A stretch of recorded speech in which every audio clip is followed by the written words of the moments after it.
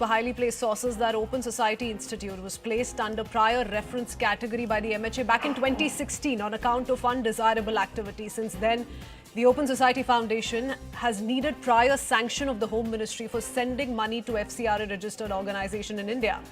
But Soros Economic Development Fund, which is the social impact investment arm of the OSI, as per ED sources, since this particular organization could not make foreign donations directly to NGOs in India without prior approval of MHA, there are more details that are now trickling in. SEDF explored alternative options to bypass these restrictions. The FDI suspected to be in violation of FDI norms. So this is the big breaking news story that we're tracking here on CNN News 18. It's a mega exclusive here on CNN News 18. Do remember, this also comes at a time, viewers, that we're seeing multiple teams of Enforcement Directorate now carry out searches at 8 locations recently, not too long ago, including the premises of the Open Society Foundation, and now news coming in with regards to the ED investigation as well. So a couple of points that we've learned, and we're trying to highlight bit by bit for you to really put this entire story in context, and what are the kind of irregularities that the Enforcement Directorate has managed to unearth. This is, of course, source-based information coming in as per highly placed sources in the Enforcement Directorate. And I want to go across to CNN News 18's Anand Narsimhan joining us with more details. Yes, Anand, help us understand what really are the Enforcement Directorate officials up to, and what have they found out so far as per highly placed sources? Now, this is information that is exclusive to CNN News 18, and our group editor, Investigations and Security Affairs, Manoj Kumar Gupta, has accessed these details exclusively. And I'm just going to take you through what the ED sources have found out, and then we'll come to this flowchart.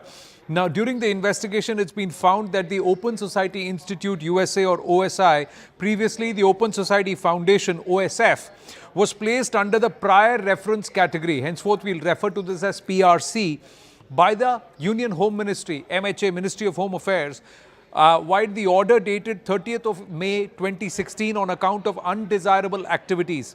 Since then, the OSI needs prior sanction of the Home Ministry for sending money to FCRA registered organizations in our country.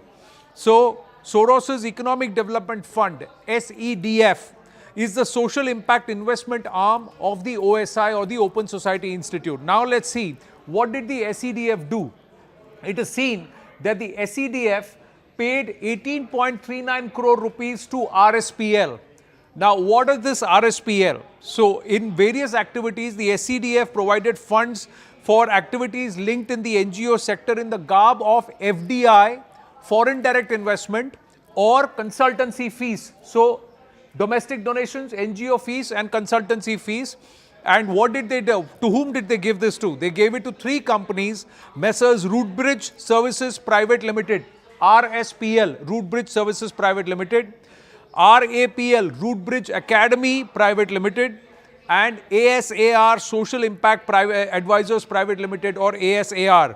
These 3 companies collectively received about 25 crore rupees during the period financial year 2021 to financial year 23-24. Now, this is what ED sources are revealing to CNN News 18. And they received this money from SEDF. What is SEDF? Again, Soros Economic Development Fund. That is the social impact investment arm of the OSI, Open Society Institute. That is Soros's big wing, the company. Now, what happens next? RSPL received 18.64 crore overall, 18.39 crore here, by issuing a compulsory convertible preference share, or CCPS, at a premium of approximately 2.5 lakh rupees to 2.6 lakh per share based on the DCF method. Since SEDF could not make foreign donations directly to NGOs in our country without prior approval of the MHA, SEDF explored the alternative options to bypass PRC restrictions. The FDI and RSPL is suspected to be a colorable arrangement violating FDI norms. So you circumvent the FCRA regulations and try and use the direct investment FDI route, and that's what they have done. Now, RSPL and RAPL. RAPL was incorporated in 2019 into the business of providing fundraising services to non-profit organizations. RAPL received 2.7 crore from SEDF as commission agent services without rendering any services to the SEDF. which shows that the RAPL acted as an agent of the SEDF to bypass FCRA provisions for funding NGOs in our country. ASR.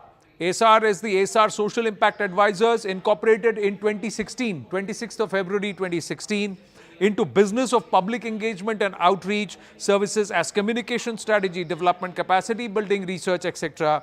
to NGOs in India. ASR received 2.91 crore from SEDF as service fees. And it appears prima facie that the funds received against purported service exports are nothing but donations in disguise to be used for the benefit of NGOs in our country.